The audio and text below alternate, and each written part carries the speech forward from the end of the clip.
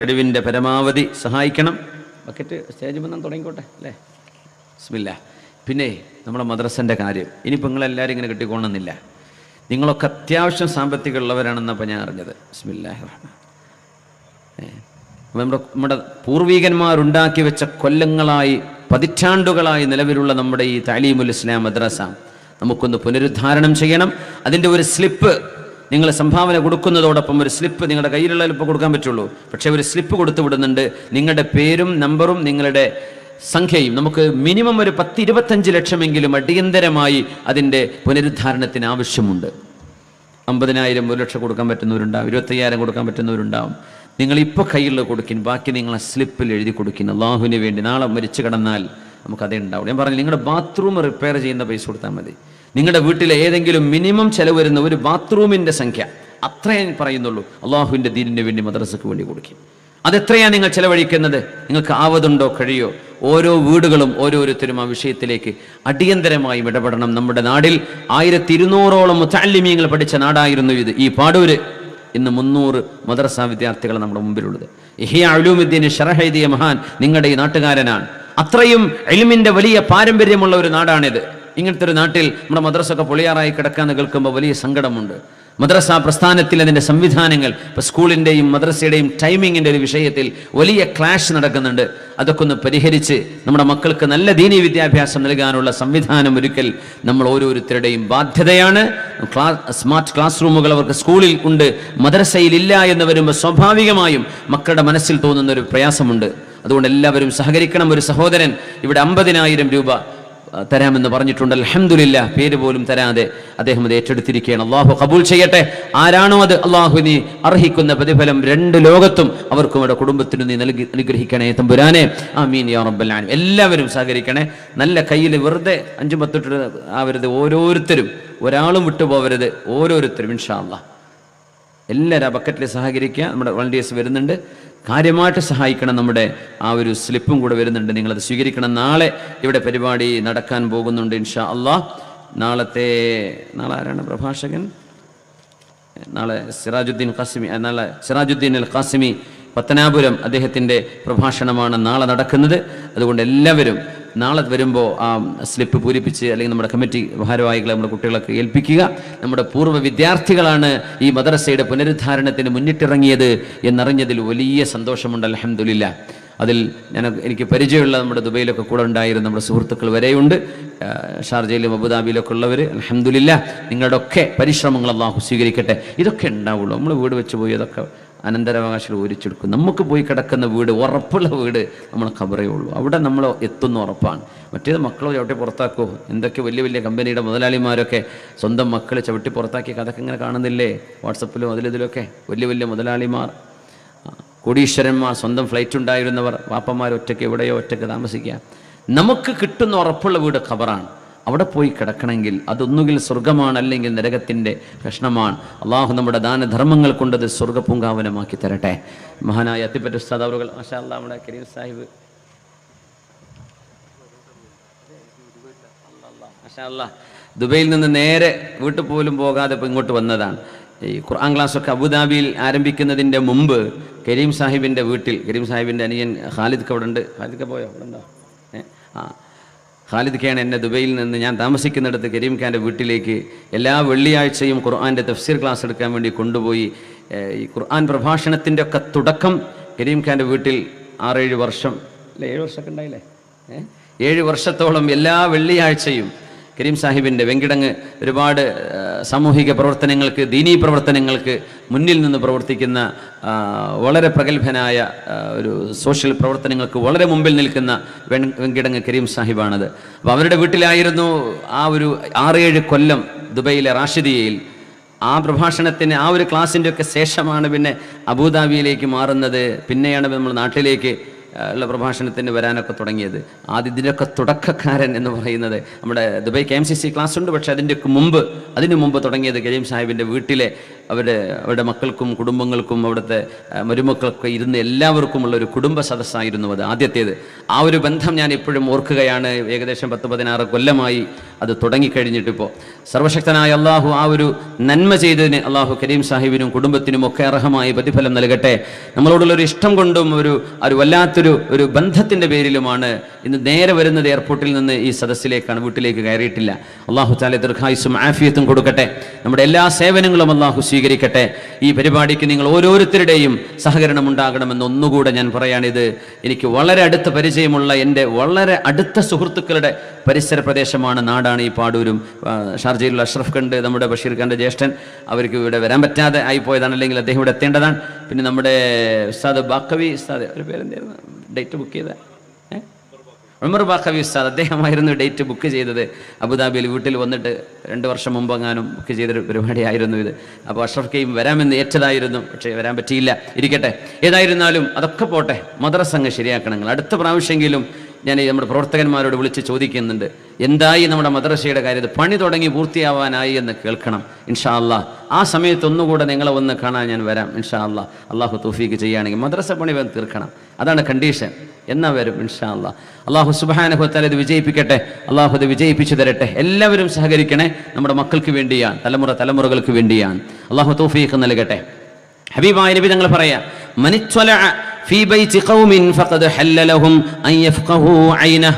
ഏതെങ്കിലും ഒരാൾ ആരുടെയെങ്കിലും വീട്ടിലേക്ക് എത്തി നോക്കുകയാണെങ്കിൽ അവരുടെ കണ്ണ് ചുഴിഞ്ഞെടുക്കുന്നത് പോലും അവർക്ക് അനുവദിക്കപ്പെട്ടിട്ടുണ്ട്. റസൂലുള്ളാഹി സ്വല്ലല്ലാഹു അലൈഹി വസല്ലമ തങ്ങളുടെ കയ്യിൽ തലമുടി വാർന്നു വെക്കുന്ന ഒരു ചെറിയ ഇരുമ്പിന്റെ ഒരു തരം ചീർപ്പ് പോലത്തെ ഒരു സാധനം കയ്യിൽ പിടിച്ചു നിൽക്കുമ്പോഴാണ് ഒരാൾ വന്ന് അള്ളാഹുവിന്റെ റസൂലിനോട് സമ്മതം ചോദിക്കുന്നത്. فجاء رجل يستأذن على النبي صلى الله عليه وسلم. അല്ലാഹുവിന്റെ റസൂലിനോട് സമ്മതം ചോദിച്ചുകൊണ്ട് ഒരാൾ വന്നു. فنظر من شقوق البيت. വീടിന്റെ വാതിലിന്റെ വിടവിലൂടെ ആ മനുഷ്യൻ ഹബീബ് ഇരിക്കുന്ന റൂമിലേക്ക് അയാൾ നോക്കിയത് നബി തങ്ങൾ കണ്ടു. فقال അല്ലാഹുവിന്റെ റസൂൽ പറഞ്ഞു, ലൗ അഅലമു അന്നക നദർത ലദറബ്തുക ഫീ ഐനിക. ഏ സഹോദര, നിങ്ങൾ ഈ വീടിന്റെ വാതിലിന്റെ പഴുതിലൂടെ അകത്തേക്ക് നോക്കിയിരുന്നു എന്ന് ഞാൻ ഉറപ്പിച്ചറിഞ്ഞിരുന്നുവെങ്കിൽ, തങ്ങൾക്കത് സൂചന ലഭിച്ചു, ഞാൻ എങ്ങാനും അത് ബോധിച്ചിരുന്നുവെങ്കിൽ നിങ്ങളുടെ കണ്ണിൽ ഞാൻ ഈ വസ്തു കൊണ്ട് കുത്തുമായിരുന്നു. കാരണം ഒരു മനുഷ്യന്റെ വീട് ആ മനുഷ്യന്റെ പ്രൈവസിയുടെ സ്ഥലമാണ്. അതിൻ്റെ ഉള്ളിലേക്ക് നിങ്ങൾ സ്വകാര്യതയുടെ നിങ്ങളുടെ കണ്ണുകൾ നിങ്ങൾ പായിക്കാൻ പാടുള്ളതായിരുന്നില്ല. അതിനുവേണ്ടിയല്ലേ സലാം പറയാൻ പറഞ്ഞത്. ഇനി 4-മതായി നമ്മളിതിൽ ചർച്ച ചെയ്യുന്നത്, ആരാണോ വന്നത് എന്ന് ചോദിക്കുമ്പോൾ ആളുടെ പേര് പറയണം, ഞാൻ എന്ന് പറയരുത്. ഫോൺ വിളിക്കുമ്പോൾ അങ്ങനെ ശ്രദ്ധിക്കണം. പ്രത്യേകിച്ച് ആരാ വിളിക്കുക, ഇത് ഞാനാണ്. ചിലപ്പോൾ ഒരുപാട് ഞാനുമാർ വിളിക്കുന്ന ആൾക്കാരുണ്ടാവും. ഇത് ഞാൻ ഇന്ന ആളാണ്, അങ്ങ് പേര് പറഞ്ഞാൽ എത്ര റാഹത്താണ്. പിന്നെ വെറുതെ കളിപ്പിക്കും, ഓർമ്മയില്ലേ, 2 കൊല്ലം മുമ്പ് അവിടെ വെച്ച് കണ്ടില്ലേ, നമ്മൾ ഇത്ര കൊല്ലം മുമ്പ് പരിചയമില്ലേ, ചിലപ്പോൾ മറന്നുപോയി കാണും. ആദ്യം അങ്ങ് പേര് പറയുന്നത്, ഞാൻ ഇന്ന ആൾ അബ്ദുള്ളയാണ്, ഞാൻ വിളിക്കുന്നത് പാടൂരിന്നാണ്, അല്ലെങ്കിൽ ഇന്ന ആളാണ് വിളിക്കുന്നത്. ആ കൃത്യമായും ഒരാളുടെ പേരാ പറയേണ്ടത്. അത് ചോദിക്കും മുമ്പേ അങ്ങ് പറഞ്ഞാൽ വളരെ റാഹത്താണ്, വളരെ റാഹത്ത്. എനിക്ക് ഭയങ്കര പെടാറുണ്ട്. എത്രയോ മുഖപരിചയങ്ങൾ, പക്ഷെ പേര് ഓർമ്മ ഉണ്ടാവില്ല. എന്താ ചെയ്യുക, കണ്ടാൽ നല്ല പരിചയമുള്ള ആളുകളാണ്, പക്ഷെ പേര് ഓർമ്മ കാണില്ല. അങ്ങനെയൊക്കെ വരാറുണ്ട്. അപ്പം നമുക്ക് പെട്ടെന്ന് ഒരാളെ ഇൻട്രൊഡ്യൂസ് ചെയ്യുമ്പോൾ ഞാൻ ഇന്ന ആളാണ് അങ്ങ് പറഞ്ഞാൽ പ്രശ്നം തീർന്നു, വളരെ ഈസിയാണ്. അള്ളാഹുവിൻ്റെ റസൂലിന് മുമ്പിൽ നടന്ന 1-2 സംഭവങ്ങൾ. റസൂലുള്ളാഹി സ്വല്ലല്ലാഹു അലൈഹി വസല്ലം തങ്ങളുടെ അരികത്തേക്ക് ജാബിർ ഇബ്നു അബ്ദുല്ലാഹി റളിയല്ലാഹു അൻഹു വരുന്നു. ജാബിർ എന്നവരുടെ പിതാവ് മരണപ്പെടുമ്പോൾ 7 പെങ്ങന്മാരെയും ഒരുപാട് കടങ്ങളും ബാക്കിയാക്കി ഷഹീദായ സ്വഹാബിയാണ് മഹാനായ അബ്ദുല്ലാഹി ഇബ്നു അംർ ഇബ്നു ഹറാം അൽ അൻസ്വാരി റളിയല്ലാഹു അൻഹു. ജാബിർ എന്നവരുടെ ഉപ്പ ആ കടബാധ്യതകൾ അള്ളാഹുവിന്റെ റസൂലിനെ കേൾപ്പിക്കുവാനും ഹബീബായ നബിയിൽ നിന്ന് ആ കടങ്ങൾ വിടാൻ എന്തെങ്കിലും വഴിയുണ്ടോ എന്ന് ആരായാനും അള്ളാഹുവിന്റെ റസൂലിന്റെ അരികത്തേക്ക് ജാബിർ റളിയല്ലാഹു അൻഹു ചെന്ന ചരിത്രം ഇമാം ബുഖാരി തങ്ങൾ സ്വഹീഹിൽ രേഖപ്പെടുത്തിയിട്ടുണ്ട്. ഇമാം മുസ്ലിം എന്നിവർ രേഖപ്പെടുത്തിയിട്ടുണ്ട് അവരുടെ സ്വഹീഹിൽ. ഞാൻ അവിടെ ചെന്നു, ഞാൻ വാതിലിക്കൽ മുട്ടി, ഞാൻ അള്ളാഹുവിന്റെ റസൂലിനോട് സമ്മതം ചോദിച്ചു. ഫഖാൽ, തങ്ങൾ ചോദിച്ചു, മൻ, ആരാ വന്നത്? ഖുൽതു, ഞാൻ പറഞ്ഞു, ഞാനാണ് നബിയെ,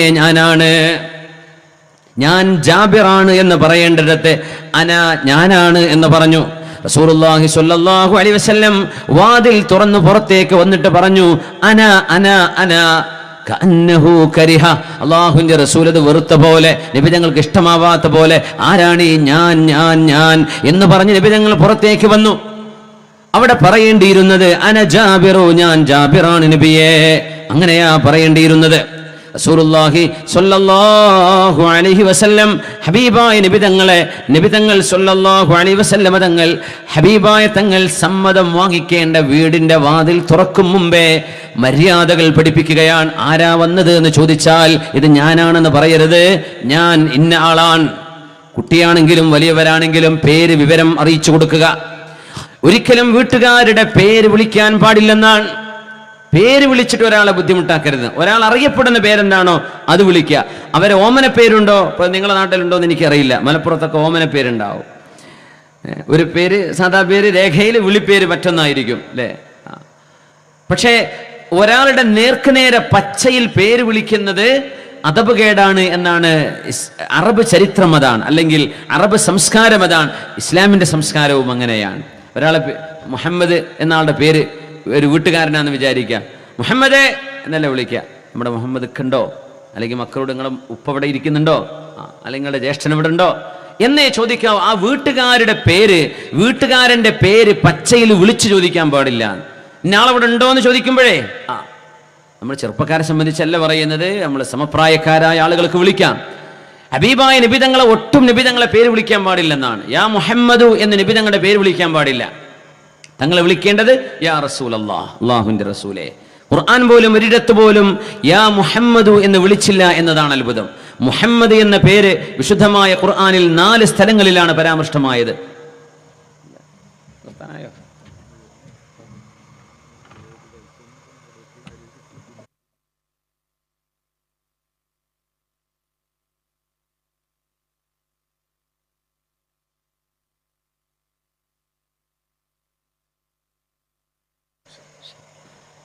പിന്നെ നമ്മുടെ സമയം വളരെ പരിമിതമാണ്. നമുക്ക് അതിന് മുമ്പ് നമ്മുടെ കാര്യങ്ങളൊക്കെ നടക്കും വേണം. നമ്മുടെ വിഷയാവതരണം നടക്കണം ഇൻഷാ അല്ലാഹ്. പാതി വഴി 10:30 ആകുമ്പോഴേക്കും നമുക്ക് നിർത്തേണ്ടി വരും. സമയം നമ്മുടെ പെർമിഷൻ സമയം അങ്ങനെ ഒരു 10:30, 10:45 മാക്സിമം, അത്രയേ ഉള്ളൂ ഇൻഷാ അല്ലാഹ്. അപ്പോൾ നിങ്ങൾ നമ്മുടെ ഈ മദ്രസൻ്റെ കാര്യത്തിനൊക്കെ കൊടുത്തവരൊക്കെ ഒന്ന് കൈവയ്ക്കട്ടെ. പാടൂരുകാർ എങ്ങനെയുണ്ടെന്ന് അറിയട്ടെ. യാ അല്ലാഹ്, മാഷാ അല്ലാഹ്. പകുതി മനുഷ്യന്മാർ ഔദാര്യവാന്മാരാണ്, ബാക്കി പകുതി എന്താ ഞാൻ പറയുന്നില്ല. അതില്ലാത്തത് കൊണ്ടാണ് കൊടുക്കാത്തൊരു കൈവയ്ക്കട്ടെ. ഇല്ലാത്തതിൻ്റെ അടുത്തില്ല, ഞാൻ എന്ത് ചെയ്യും? അങ്ങനത്തെ ഒരു കൈവയ്ക്കട്ടെ. 1, 2, 3, 4 മാഷാ അല്ലാഹ്, 5 ഇല്ലാത്തത് കൊണ്ടാണ്. അവർക്ക് നീയത്തിന് കൂലി കിട്ടും. എൻ്റെ അടുത്ത് ഉണ്ടെങ്കിൽ ഞാൻ കൊടുക്കുമായിരുന്നു റബ്ബേ, അതിന് കൂലി കിട്ടും. ബാക്കിയുള്ളവർ ഞാൻ കൊടുത്താൽ നഷ്ടമാകുമെന്ന് വിചാരിച്ചത് കൊണ്ടാണോ? കൊടുത്താൽ അള്ളാഹുവിൻ്റെ അടുത്ത് കൂലി കിട്ടുമെന്ന് പ്രതീക്ഷ ഇല്ലാത്തത് കൊണ്ടാണോ? ഒരു ആത്മവിചിന്തനം നടത്തണേ ഇൻഷാ അല്ലാഹ്. അടിയന്തരമായും നമ്മൾ ഈ വിഷയത്തിലൊന്ന് ഇടപെട്ട് അത് വിജയിപ്പിക്കണമെന്ന് ഞാൻ ഒന്നുകൂടെ ആവശ്യപ്പെടുകയാണ്. ഞാൻ അങ്ങനെ പറയാറില്ല, പക്ഷെ എനിക്ക് ഇവിടുത്തെ വിഷയം ഇച്ചിരി ഗൗരവമുള്ള വിഷയമാണെന്ന് തോന്നി. അതുകൊണ്ടാണ് ഞാനൊന്ന് ആഞ്ഞു പറയുന്നത്.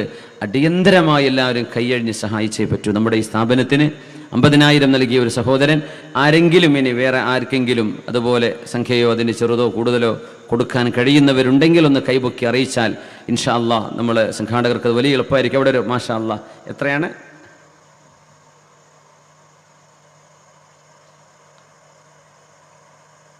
10,000. അൽഹംദുലില്ലാഹ്. അല്ലാഹുവിനെ സ്വീകരിക്കണേ തമ്പുരാനെ. 10,000. വേറെ ആരെങ്കിലും ഉണ്ടോ? ഒരല്പം കൂടെ കുറച്ച് ആളുകൾ അങ്ങ് മുന്നിട്ടിറങ്ങിയാൽ നമുക്ക് അടിയന്തരമായി കുറച്ച് വർക്കെങ്കിലും ഒന്ന് ആരംഭിക്കണം. എനിക്ക് എൻ്റെ നാട്ടിലെ ഒരു വിഷയത്തിൽ തോന്നുന്ന പോലെ ഒരു ആവേശം തോന്നുന്നു പാടൂരത്തെ വിഷയത്തിൽ. നിങ്ങൾക്ക് ആ ആവേശം കാണുന്നില്ല, അതാ വലിയ അത്ഭുതം. ഉണ്ടോ? പെണ്ണുങ്ങളുടെ സഹോദരിമാരൊക്കെ എന്ത് ചെയ്യുക, ഒന്ന് കൈയഴിഞ്ഞ് നിങ്ങൾക്ക് എന്തെങ്കിലും നിങ്ങളുടെ ആഭരണങ്ങളിൽ നൽകാൻ കഴിയുന്നത് അള്ളാഹുവിൻ്റെ ഈ ദീനിന് വേണ്ടി 10,000. മറ്റൊരു സഹോദരൻ, അള്ളാഹുവെ നീ സ്വീകരിക്കണേ തമ്പുരാനെ, കബൂലാക്കണേ റബ്ബേ നീ സ്വീകരിക്കണേ തമ്പുരാനെ. 2 പേരായി. വേറെ ആരെങ്കിലും?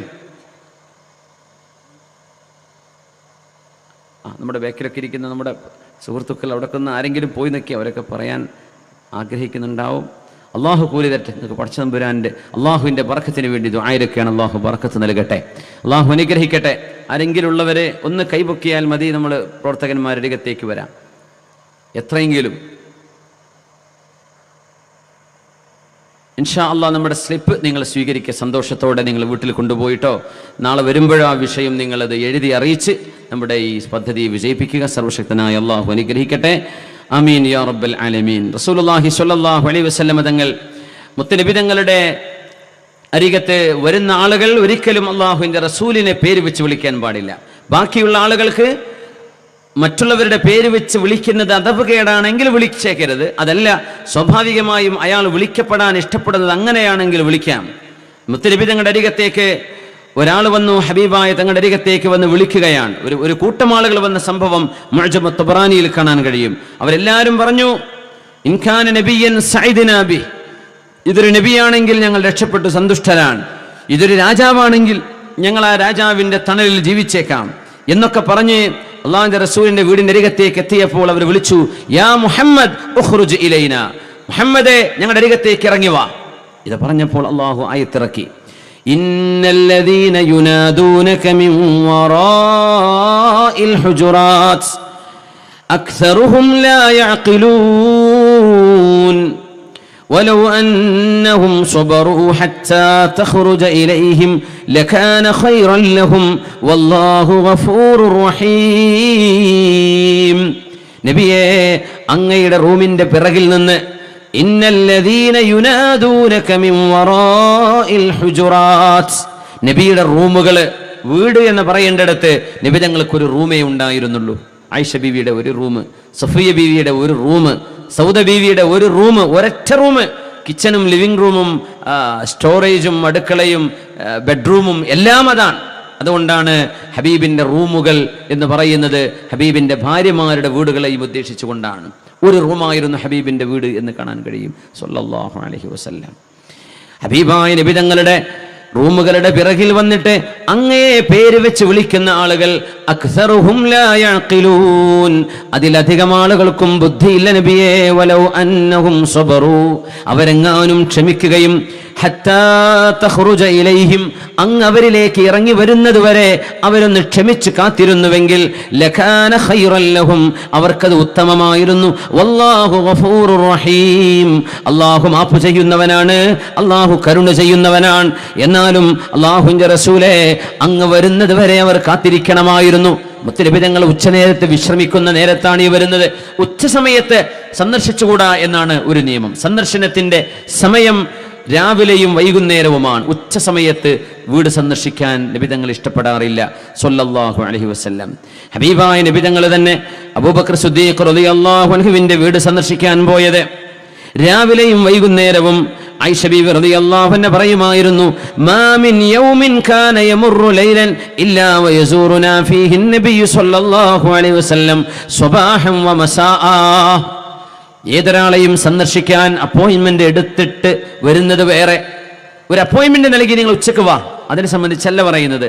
അപ്പോയിന്റ്മെന്റ് ഇല്ലാതെ നമ്മൾ പോവുകയാണ് എങ്കിൽ നമ്മൾ പോകേണ്ടത് സ്വബാഹം വമസാഅൻ, രാവിലെയോ വൈകുന്നേരമോ ആണ്. രാവിലെ എന്ന് പറഞ്ഞാൽ നേരം വെളുത്ത് മനുഷ്യന്മാരൊക്കെ ഒന്ന് എഴുന്നേൽക്കുന്ന ഒരു സമയമുണ്ടല്ലോ, വൃത്തിയായി കുളിയും നനയൊക്കെ കഴിഞ്ഞിരിക്കുന്ന ഒരു രാവിലെ ഏകദേശം ഒരു 7-8 മണി മുതലുള്ള സമയം, ഒരു 11 മണി വരെ സ്വബാഹ്. പിന്നെ മസാ, വൈകുന്നേരം അസ്ർ നിസ്കാരം കഴിഞ്ഞൊരു മഗ്രിബ് വരെ. ഈ സമയമാണ് പെട്ടെന്ന് നമ്മൾ ചെയ്യുന്ന പ്ലാനിങ്ങിനൊക്കെ. ഒരാളെ പെട്ടെന്ന് ചെന്ന് കാണാമെന്ന് ഉദ്ദേശിക്കുന്നുവെങ്കിൽ ഈ സമയത്തെ ചെല്ലാവൂ, അല്ലെങ്കിൽ അപ്പോയിന്റ്മെന്റ് എടുക്കുക. രാത്രിയാണെങ്കിലോ ഇശാ നിസ്കാരം കഴിഞ്ഞാൽ പിന്നെ മുസ്ലിമീങ്ങളായ ഒരാളും അനാവശ്യമായി സമയം ചെലവഴിക്കരുതെന്ന്. ഇശാ നിസ്കാരം കഴിഞ്ഞാൽ പിന്നെ സമയം ചെലവഴിക്കാൻ പറ്റുന്ന 3 പണിയുള്ളൂ. അത് നമ്മൾ ഒരുപാട് ക്ലാസ്സുകളിൽ പറഞ്ഞ വിഷയമാണ്. ഒന്ന്, ഇൽമു പഠിക്കാൻ. അതിനപ്പം നമ്മൾ ഇരിക്കുന്നത് ഇശാ കഴിഞ്ഞിട്ടിരിക്കാം ഇൽമു പഠിക്കാൻ. രണ്ടാമത്തേത്, ഭാര്യയും ഭർത്താവും സംസാരിച്ചിരിക്കാൻ. കാരണം മഗ്രിബ് വരേക്കും ജോലി തിരക്കും കഴിഞ്ഞ് വരുന്ന മക്കളൊക്കെ കടന്നുറങ്ങി ഭാര്യ ഭർത്താക്കന്മാർക്ക് സംസാരിച്ചിരിക്കേണ്ടി വരും. അത് ഇശാഇന് ശേഷമാവാൻ കുഴപ്പമില്ല. മൂന്നാമത്തേത്, ഒരു മസ്ലഹത്ത്, ചർച്ചയ്ക്ക് വേണ്ടി ഒരു മസ്ലഹത്ത് ഉണ്ടാക്കുക. പിണങ്ങിയ 2 ടീമുകളെ കൊണ്ടുവന്നിരുത്താൻ, അവർ തമ്മിൽ കോംപ്രമൈസ് ആക്കുകയാണ്. ആ ഒരു ചർച്ചക്കും അതുപോലെ ഭാര്യ ഭർത്താക്കന്മാർക്ക് സംസാരിച്ചിരിക്കാൻ, ഇൽമു പഠിക്കാൻ, ഈ 3 വിഷയത്തിനല്ലാതെ ഇശാ കഴിഞ്ഞാൽ പിന്നെ മനുഷ്യൻ സമയം ചെലവഴിക്കരുത്, പോയി കിടന്നുറങ്ങണമെന്നാണ്. എന്നാൽ രാവിലെ ഫ്രഷായി വളരെ എനർജറ്റിക്കായി എഴുന്നേൽക്കാൻ പറ്റും. നമ്മൾ വൈകി ഉറങ്ങും, എന്ന് ലേറ്റായിട്ട് എഴുന്നേൽക്കും, അലസന്മാരായിട്ട് ജോലിക്ക് പോവാണ്. അങ്ങനെയല്ല വേണ്ടത്, ഉന്മേഷത്തോടുകൂടെ ജോലിക്ക്. ഇന്നല്ലാഹ യുഹിബ്ബുൽ അബ്ദ ഇദാ അമില അമലൻ അൻ യുത്ഖിന. നമ്മൾ ചെയ്യുന്ന ഏത് ജോലിയും പെർഫെക്റ്റ് ആയിട്ട് ചെയ്യുന്നത് നബി തങ്ങൾക്ക് ഇഷ്ടമാണ് സല്ലല്ലാഹു അലൈഹി വസല്ലം. അതുകൊണ്ട് നമ്മൾ ഊർജ്ജസ്വലരാവണം. Early to bed early to rise. നമ്മൾ നേരത്തെ ഉറങ്ങുക, നേരത്തെ എഴുന്നേൽക്കുക. അതാണ് അതിൻ്റെ ഏറ്റവും ശാസ്ത്രീയമായ രീതിയും. അതാ കൊളസ്ട്രോളും പ്രഷറും ഷുഗറൊക്കെ ഉള്ള ഒരു ഡോക്ടർമാർ എന്താ പറയാ, ഉറക്കൊഴിക്കരുത്, നേരത്തെ പോയി ഉറങ്ങണം. അതന്നെ നബി തങ്ങളും പണ്ടേ പറഞ്ഞത്. നമ്മളത് കേട്ടില്ല. നമ്മൾ പിന്നെ സിനിമയും പാതിരാ സിനിമയും സെക്കൻഡ് ഷോ തേർഡ് ഷോ കഴിഞ്ഞിട്ട് സുബഹിൻ്റെ മുമ്പ് ചെന്നിട്ട് കിടക്കും. സുബഹി ഇല്ല, ദുഹ ഇല്ല, ഒന്നുമില്ല. പിന്നെ ജീവിതത്തിൽ എങ്ങനെ ബറക്കത്തുണ്ടാവുക? സമയം കൊല്ലരുത്. സമയം അമൂല്യമാണ്. അതിനോളം മൂല്യമുള്ള മറ്റൊന്ന് ലോകത്താർക്കും തരാൻ കഴിയില്ല. അതുകൊണ്ട് അല്ലാഹുവിന്റെ റസൂലിന്റെ സന്ദർശന സമയം പറയാൻ ആയിഷ ബീവി റളിയല്ലാഹു അൻഹ ബീവി പറയുന്ന ഈ സന്ദർശന സമയത്ത് വല്ലാത്തൊരു അനുഭവം നടന്നത് ബീവി തന്നെ പറയുന്നുണ്ട്. ആയിഷ ബീവി പറയാണ്, മാ അഖിലു അബവയ്യ ഇല്ലാ വഹുമാ യദീനാനി ബിഹാദദ്ദീൻ. അള്ളാഹുവിന്റെ റസൂലിന്റെ ദീനിൽ എൻ്റെ ഉപ്പയും എൻ്റെ ഉമ്മയും വിശ്വസിച്ച കാലം മുതൽ, എൻ്റെ പക്വതയായ ഇടം മുതൽ എൻ്റെ ഉമ്മയും ഉപ്പയും മുസ്ലിമീങ്ങളായിരുന്നു എന്ന് ആയിഷ ബീവി റളിയല്ലാഹു അൻഹ വളരെ ചെറിയ പ്രായമായപ്പോ ആയിഷ ബീവി റളിയല്ലാഹു അൻഹക്ക് 6-7 വയസ്സാകുമ്പോഴേക്കും സിദ്ദീഖ് റളിയല്ലാഹു അൻഹുവും അവരുടെ ഭാര്യയും മുസ്ലിമത്തായി ജീവിക്കുന്ന ജീവിതം കാണാൻ അവസരമുണ്ടായിട്ടുണ്ട്. ആയിഷ ബീവിക്ക്, അസ്മാ ബീവിക്ക് അങ്ങനെയല്ല. വാപ്പയും ഉമ്മയും ഇസ്ലാം സ്വീകരിക്കുന്നതിന് മുമ്പുള്ള ജീവിതം അസ്മാ ബീവിക്ക് കാണാൻ കഴിഞ്ഞു. പക്ഷെ ആയിഷ ബീവി കാണുമ്പോഴേ ഉമ്മയും വാപ്പയും മുസ്ലിമീങ്ങളാണ്. എന്നിട്ട് പറയാൻ, എല്ലാ ദിവസവും എൻ്റെ റസൂൽ, ഞങ്ങളുടെ റസൂൽ സല്ലല്ലാഹു അലൈഹി വസല്ലം ഞങ്ങളുടെ വീട്ടിലേക്ക് വരും. സ്വബാഹം വ മസാഅ, രാവിലെയും വൈകുന്നേരവും. നബി തങ്ങൾ ഒരു ദിവസം 2 തവണ. അതിന്റെ പ്രത്യേകത, സിദ്ദീഖ് എന്നവരുടെ വീടും പള്ളിയുടെയും നബിതങ്ങളുടെ വീടിന്റെയും മസ്ജിദുൽ ഹറാമിന്റെയും ഇടയിലായിരുന്നു സിദ്ദീഖ് എന്നവരുടെ വീട് റളിയല്ലാഹു തആല അൻഹു. നബിതങ്ങൾ മസ്ജിദുൽ ഹറാമിലേക്ക് പോകുമ്പോൾ മക്കയിലെ കഅബാലയത്തിലേക്ക്, കഅബാക്ക് ചുറ്റുമുള്ള മസ്ജിദുൽ ഹറാമിലേക്ക് തങ്ങൾ നിസ്കരിക്കാൻ വേണ്ടി ചെല്ലുമ്പോൾ അന്ന് ലഭ്യമായ ചുറ്റുപാടിൽ ഇന്നത്തെ പോലെ മസ്ജിദുൽ ഹറാമിന്റെ കെട്ടിടങ്ങൾ അന്നില്ല. എന്നാലും ഹബീബായ നബി തങ്ങൾ നിസ്കരിക്കാൻ പോകുമ്പോൾ സിദ്ദീഖ് തങ്ങളുടെ വീടിന്റെ അരികത്തുകൂടെ പോകുമ്പോഴേ രാവിലെയും വൈകുന്നേരവും അവിടെ കയറും. എന്തെന്നറിയോ? സിദ്ദീഖ് തങ്ങൾക്ക് അത് ഇഷ്ടമാണ്. അല്ലെങ്കിൽ നബി തങ്ങൾ എന്താ പറയാ, സുർഹിബ്ബൻ തസ്ദദ ഹുബ്ബൻ. നമ്മൾ ഒരാളെ സന്ദർശിക്കേണ്ടത് ഓൾട്ടർനേറ്റീവ് ഡേയ്സിലാണ്. അതായത് സാധാരണഗതിയിൽ സ്നേഹം വർദ്ധിക്കണമെങ്കിൽ ഡെയിലി ചെന്ന് കാണുന്നത് സ്നേഹക്കുറവുണ്ടാക്കും എന്നാണ് നബി തങ്ങൾ പറയുന്നത്. എന്ത് ചെയ്യണം? ഇന്ന് പോയി കണ്ടു, ഇനി നാളെ പോവരുത്, മറ്റന്നാൾ പോവുക. വളരെ അടുത്ത സുഹൃത്തുക്കളാണെങ്കിൽ ഒരു ദിവസം ചെന്നു, പിറ്റേന്ന് പോകരുത്, പിറ്റേന്ന് ചെല്ലുക, പിറ്റേന്ന് പോകരുത്. അങ്ങനെ ഒന്നിടവിട്ട ദിവസങ്ങളിൽ സന്ദർശിക്കണം എന്ന ഹദീസുണ്ട്. സുർഹിബ്ബൻ, നിങ്ങൾ ഒന്നിടവിട്ട ദിവസങ്ങളിൽ സന്ദർശനം നടത്തുക. തസ്ദദു ഹുബ്ബൻ, നിങ്ങൾക്ക് സ്നേഹം വർദ്ധിക്കും. ഇവിടെ നബി തങ്ങൾ ചെയ്തത് അങ്ങനെയല്ല. തങ്ങൾ ഡെയിലി 2 തവണയാണ്. എന്തുകൊണ്ടെന്നറിയോ? സിദ്ദീഖ് തങ്ങൾക്കത് ഇഷ്ടമാണ്. നിങ്ങളുടെ വീട്ടുകാർക്ക് നിങ്ങൾ സന്ദർശിക്കുന്നത് ആരോ അവർക്കത് ഇഷ്ടമാണെങ്കിൽ ഓക്കെ.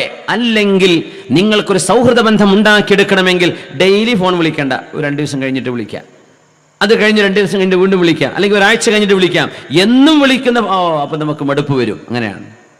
ഫോൺ കിട്ടിയ തുടക്കത്തിലേക്ക് വലിയ ആവേശമായിരിക്കും, പിന്നെ നമുക്ക് മടുപ്പ് വരും. ഈ നിരന്തരം ഒരേ ആളുകൾ തന്നെ ഒരു കാര്യമില്ലാതെ വെറുതെ സമയം കളയാൻ വേണ്ടി വിളിക്കുമ്പോൾ അങ്ങനെ ആവരുത്. ഒന്നിടവിട്ടാണ് സന്ദർശിക്കേണ്ടത്. ഫോൺ ചെയ്യുകയാണെങ്കിലും കോണ്ടാക്ട് ചെയ്യുകയാണെങ്കിലും ഒന്നിടവിട്ട ദിവസങ്ങളിൽ ചെയ്യുന്നത് തസ്ദദു ഹുബ്ബൻ, സ്നേഹം വർദ്ധിക്കുമെന്ന് നബി തങ്ങൾ പറഞ്ഞിട്ടുണ്ട്. സിദ്ദീഖ് തങ്ങളുടെ വിഷയം അതല്ല. സിദ്ദീഖ് തങ്ങളെ നബി തങ്ങൾ കാണാൻ ചെല്ലും രാവിലെയും വൈകുന്നേരവും. അങ്ങനെ ആയിഷ ബീവി റളിയല്ലാഹു അൻഹ പറയാ, ഫബൈനാ നഹ്നു ഇൻദൽ ഖായിലതി ഫീ നഹരിൽ ളഹീറ, ഞങ്ങളെന്ന് ഉച്ചയുടെ നട്ടുച്ച നേരത്ത്, കൈലൂലത്തിന്റെ ഉറക്കമുറങ്ങുന്ന നേരം. അറബികൾക്കൊക്കെ ഇന്നും ഗൾഫ് നാടുകളിൽ ആ ളുഹർ കഴിഞ്ഞ് അസ്ർ വരെ ഷോപ്പ് അടച്ചിടും. അതൊരു ചെറിയ നാപ്പ് അല്ലെ, ഒരു കൊച്ചു ഉറക്കത്തിന്റെ വിശ്രമത്തിന്റെ നേരമാണ്. നമ്മുടെ നാട്ടിലൊന്നും അങ്ങനെ കട അടക്കാറില്ലെങ്കിലും കടയിൽ ഇരിക്കണോലിരുന്നെങ്കിലും ഉറങ്ങാറുണ്ട് അല്ലെ. ആ ഒരു ഉച്ച നേരത്ത് അത് ഭക്ഷണം കഴിച്ച് ചെറിയൊരു ഉറക്കം, ഒരു നാപ്പ് വരും. മുത്തുനബി തങ്ങൾ കൈലൂലത്ത് സുന്നത്താക്കിയിട്ടുണ്ട്. അത് ളുഹറിന്റെ മുമ്പ് ആണ് അതിന്റെ സമയം, ളുഹറിന്റെ ശേഷവുമാകാം. രാത്രി ഖിയാമുൽ ലൈലുള്ള ആളുകൾ, തഹജ്ജുദ് നിസ്കരിക്കുന്ന ആളുകൾ ഉച്ചക്ക് തൊട്ട് മുമ്പോ ഉച്ചക്ക് ശേഷമോ എന്ത് ചെയ്യാം? ഒരൽപ്പം ഉറങ്ങിയിട്ട് വിശ്രമിക്കണം. അത് സുന്നത്താണ്. അങ്ങനെ ഞങ്ങൾ ഉച്ചനേരത്ത് വിശ്രമിക്കുന്ന സമയത്ത് അല്ലാഹുവിന്റെ റസൂൽ വന്നു. അപ്പൊ ആരോ പറഞ്ഞു, ഹദാ റസൂലുള്ളാഹി അഖ്ബല യസ്തഅ്ദിനു അലാ അബീ ബക്രിൻ. ഇദാ സിദ്ദീഖ് എന്നവരോട് സമ്മതം ചോദിച്ച് വീട്ടിലേക്ക് കടക്കാൻ നബി തങ്ങൾ ഇതാ വരുന്നു. നോക്കണം, ഉച്ചക്ക് വന്നു. സിദ്ദീഖ് തങ്ങളുടെ റിയാക്ഷൻ എന്താ? ഫഖാല അബൂബക്കറിൻ, അബൂബക്കർ സിദ്ദീഖ് റളിയല്ലാഹു അൻഹു പറഞ്ഞു, വല്ലാഹി മാ ജാഅ ഹാദൽ വഖ്ത് ഇല്ലാ ലിഅംറിൻ, ഒരു ഗുരുതരമായ സംഭവം എന്തെങ്കിലും സംഭവിച്ചു കാണണം, അല്ലെങ്കിൽ ഈ നേരത്തെ നബി തങ്ങൾ വരാറില്ലല്ലോ. വല്ലാഹി മാ ജാഅ ഹാദൽ വഖ്ത് ഇല്ലാ ലിഅംറിൻ, എന്തെങ്കിലും ഗുരുതരമായ ഒരു പ്രശ്നമുണ്ടെങ്കിൽ മാത്രമേ നബി തങ്ങൾ ഈ നേരത്ത് വരൂ, കാര്യമായി എന്തെങ്കിലും സംഭവിച്ചു കാണും എന്ന് പറഞ്ഞ് എൻ്റെ ഉപ്പ അല്ലാഹുവിൻ്റെ റസൂലിന് വാതിൽ തുറന്നു കൊടുത്തു. ആര് പറയുന്നു? ആയിഷ ബീവി റളിയല്ലാഹു അൻഹ. അതിനർത്ഥം എന്താണ്? ഉച്ചനേരത്ത് ആരും ഒരു പൊരിക്ക് ചെല്ലൂല എന്നാണ്. ഒന്നുമില്ല, മിനിമം ഉച്ചഭക്ഷണം കഴിക്കണ്ടേ എന്നൊരു മാനത്തിനെങ്കിലും ചോദിക്കേണ്ടി വരില്ലേ? അവിടെ അതിഥികൾക്കുള്ള ഭക്ഷണം കരുതിയിട്ടില്ലെങ്കിലോ? ആ വീട്ടുകാർക്ക് തന്നെ തികയാത്ത സന്ദർഭത്തിൽ അതിഥിയോട് ഭക്ഷണം കഴിക്കാൻ പറഞ്ഞ ശരിക്കും കഴിക്കാണ്ടിരിക്കാന്ന് പറഞ്ഞ് 4 പ്ലേറ്റൊക്കെ കഴിക്കുന്ന അതിഥികളും കൂടെ ആണെങ്കിൽ ആ വീട്ടുകാരുടെ കാര്യം ഒന്ന് ആലോചിച്ച് നോക്കൂ. അറിയിപ്പ് കൊടുക്കാതെ പോകുന്ന പോക്ക് ഉച്ചക്കാവരുത്. കല്യാണത്തിന് വിളിച്ചു, ഉച്ചക്ക് പോയിക്കോളൂ, കുഴപ്പമില്ല. അറിയിപ്പ് കൊടുക്കാതെയുള്ള പോക്ക്, നിങ്ങൾ വരണം എന്ന് ക്ഷണിക്കാതെയുള്ള പോക്ക് ഉച്ചക്ക് പോകരുത്. അത് വിശ്രമത്തിന്റെ സമയമാണ്. ഒന്നുമില്ല, വീട്ടുകാരി പെണ്ണുങ്ങളൊക്കെ ഒന്ന് പണിയെടുത്ത് വീട് വൃത്തിയാക്കലും കുട്ടികളെ സ്കൂളിൽ പറഞ്ഞയക്കലും കാര്യങ്ങളൊക്കെ കഴിഞ്ഞ് ഒന്ന് കൈകാലുകളൊന്ന് അടക്കി വെക്കട്ടെ, ഒന്ന് വിശ്രമിക്കട്ടെ, ഒന്ന് ഇരിക്കട്ടെ എന്ന് വിചാരിക്കുന്ന നേരത്തായിരിക്കും 10-15 ആളുകൾ കയറി വരുന്നത്. ആലോചിച്ച് നോക്കി എന്തൊരു വിഷമായിരിക്കും. ഇതൊക്കെ മനുഷ്യന്റെ സ്വകാര്യ, ഇതൊക്കെ ഇസ്ലാം പറഞ്ഞു തരണ്ടേ? ഇസ്ലാം ഒരു സംസ്കാരമാണ്. വെറും നിസ്കാരവും നോമ്പും പള്ളിന്റെ ഉള്ളിൽ പരിപാടി മാത്രമല്ല ദീൻ. ഇസ്ലാം വീടിന്റെ ഉള്ളിലും പുറത്തും പള്ളിക്കകത്തും പുറത്തും അള്ളാഹുവിന്റെ ദീൻ നിയമം ബാധകമാണ്. അതുകൊണ്ട് ഖുർആൻ പഠിപ്പിക്കാൻ, ഹബീബായ നബി തങ്ങൾ പഠിപ്പിക്കാൻ, ഉച്ചനേരത്ത് നിങ്ങൾ ആരും ഒരു വീട്ടിലേക്ക് പറയാതെ കയറി ചെല്ലരുത്. അത് ചെല്ലാൻ ഏറ്റവും നല്ലത് സ്വബാഹം വ മസാഅ, രാവിലെയും വൈകുന്നേരവുമാണ്. അന്നൊരിക്കൽ ഉച്ചക്ക് വന്നപ്പോ എന്റെ വാപ്പ പറഞ്ഞു, ഗുരുതരമായ എന്തെങ്കിലും സംഭവിച്ചു കാണും, അതാണ് ഈ വരാൻ കാരണം. അല്ലെങ്കിൽ ആ നേരത്ത് ആരും ഒരു അതിഥിയെ പ്രതീക്ഷിക്കുന്നില്ല. അതുകൊണ്ടാണ് ആ വാക്ക് പറയാൻ കാരണം. ഗുരുതരമായ ഒരു കാര്യം സംഭവിച്ചു കാണും. സംഭവം മറ്റൊന്നുമല്ല, ഫലമ്മാ ദഖലൻ നബിയു, അല്ലാഹുവിന്റെ റസൂൽ ഞങ്ങളുടെ വീട്ടിലേക്ക് കയറിയിരുന്നു ഉച്ചനേരത്ത്. അന്നാ വന്നത് ഉച്ചനേരത്താണ്. സുദ്ദീഖ് എന്നവരോട്, എൻ്റെ ഉപ്പയോട് പറഞ്ഞു, സുദ്ദീഖേ അഖ്രിജ് മൻ ഹൗലക, നിങ്ങളുടെ ചുറ്റുമുള്ള ആളുകളെ അവരോടൊന്ന് മാറി നിൽക്കാൻ പറയണം, അവരോടൊന്ന് പുറത്തു പോകാൻ പറയണം, എനിക്ക് നിങ്ങളോടൊരു സ്വകാര്യം പറയാനുണ്ട്. സിദ്ദീഖ് റളിയല്ലാഹു അൻഹു മറുപടി കൊടുത്തു, യാ റസൂലല്ലാഹ് ഇന്നഹും ഇന്നമാ ഹും അഹ്ലുക, ഇത് അങ്ങയുടെ വീട്ടുകാരല്ലയോ നബിയേ, അങ്ങെന്തിനാണ് അവരെ കുറിച്ച് പരിഭ്രമിക്കേണ്ടത്? ആ വാക്കിന് അർത്ഥം എന്താണെന്നറിയോ? അങ്ങയുടെ ഒരു സ്വകാര്യം എൻ്റെ വീട്ടുകാർ ലീക്കാക്കൂലെന്നാ. അങ്ങൊരു സ്വകാര്യം പറഞ്ഞാൽ ഞാൻ മാത്രം കേൾക്കേണ്ടത് എൻ്റെ മോൾ ആയിഷയോ, അല്ലെങ്കിൽ അവളുടെ ജ്യേഷ്ഠത്തി എൻ്റെ മുതിർന്ന മകൾ അസ്മാओ, അല്ലെങ്കിൽ എൻ്റെ മകൻ അബ്ദുറഹ്മാൻ ഇബ്നു അബീ ബക്കറോ, അവര് കേട്ടിട്ട് നാട്ടിലാകെ പാട്ടാക്കുമെന്ന് അങ്ങ് വിചാരിക്കുന്നുണ്ടോ നബിയേ? ഇന്നമാഹും അഹ്ലുക, they are your own family, ഇവരൊക്കെ അങ്ങയുടെ കുടുംബമാണ് നബിയേ. സ്വന്തം വീട്ടുകാരുണ്ട്, വീട്ടുകാരെ നാണം കെടുത്തിന്. അങ്ങനെ ചെയ്യൂലല്ലോ. വീട്ടുകാരാകുമ്പോൾ അങ്ങനെയല്ലേ? ചെയ്യൂലല്ലോ എന്ന് ഞാൻ പറയണില്ല. ജ്യേഷ്ഠന് പാര വെക്കണ അഞ്ചന്മാരുണ്ട്, അഞ്ചന്മാരെ കുത്തി പുറത്താക്കുന്ന ജ്യേഷ്ഠന്മാരുണ്ട്, വാപ്പയെ പിടിച്ച് തള്ളിക്കളയുന്ന മക്കളുണ്ട്. അതൊക്കെ എക്സെപ്ഷണൽ കേസുകൾ. ജനറലി സ്പീക്കിംഗ് അല്ലേ, സ്വാഭാവികമായൊരു മനുഷ്യത്വ മര്യാദ ഉണ്ടാകുമ്പോൾ വീട്ടുകാരെ സഹായിക്കണ്ടേ, പരസ്പരം കൂടെ നിൽക്കണ്ടേ? നബിയെ, ഞാനിവരെ പുറത്താക്കേണ്ട കാര്യമുണ്ടോ? ഇന്നമാഹും അഹ്ലുക, അത് അങ്ങയുടെ വീട്ടുകാരല്ലേ നബി എന്ന് പറഞ്ഞ സ്വകാര്യം സൂക്ഷിക്കാൻ കഴിയുന്ന ഒരു വീട്ടുകാരായിരുന്നു സിദ്ദീഖ് റളിയല്ലാഹു അൻഹുവിന്റെ വീട്ടുകാരെ. അതും ഒരു പഠിക്കേണ്ട വിഷയമാണ്. ഒരാൾ വീട്ടിലേക്ക് വന്നു, നമ്മൾ എന്തെങ്കിലും ഒരു സംഭവം നടന്നു, വീട്ടിൽ കാര്യം ചർച്ച ചെയ്തു, ഉടനെ വാട്സപ്പ് എടുത്തിട്ട് വിടണ്ട. ഏത് കാര്യം ഫോട്ടോ എടുത്ത് വിടാണ്, വാട്സപ്പ് ഓണാക്കിയിട്ട ഫോട്ടോ എടുക്കണം തന്നെ. അത് വിടാൻ പറ്റുമോ ഇല്ല എന്ന് പോലും ആലോചിക്കല്, വിടൽ കഴിഞ്ഞു. സ്വകാര്യതകളിൽ നിന്ന് പരസ്യമാണ്. അതുകൊണ്ട് നേതാക്കന്മാർക്ക് ഇന്ന് യോഗം തീരുമാനം പറ്റൂല, ആരെങ്കിലും ഒരാൾ ലീക്കാക്കും. ഇന്നത്തെ കാര്യം അതാണ്. കോൺഫിഡൻഷ്യൽ ഡോക്യുമെന്റുകൾ മുഴുവൻ ലീക്കാവാണ്. ഗവൺമെന്റിന്റെ, സാധാരണക്കാരന്റെ, മുതലാളിയുടെ, തൊഴിലാളിയുടെ സ്വകാര്യതകൾ മുഴുവനും പുറത്താണ്. ആരെങ്കിലും ഒരാൾ അതൊരു ത്രില്ലാണ്. ആളുകൾ എനിക്ക് കിട്ടി എക്സ്ക്ലൂസീവ് ന്യൂസ് എൻ്റെ കയ്യിലുണ്ട് എന്ന് പറയാൻ. ഇത് തെറ്റാണ്, ചെയ്യാൻ പാടുള്ളതല്ല. ഒരു മനുഷ്യന്റെ സമ്മതമില്ലാതെ തങ്ങൾ പറഞ്ഞു, നിങ്ങളോട് ആരെങ്കിലും സംസാരിക്കുകയും നിങ്ങളോട് ആരെങ്കിലും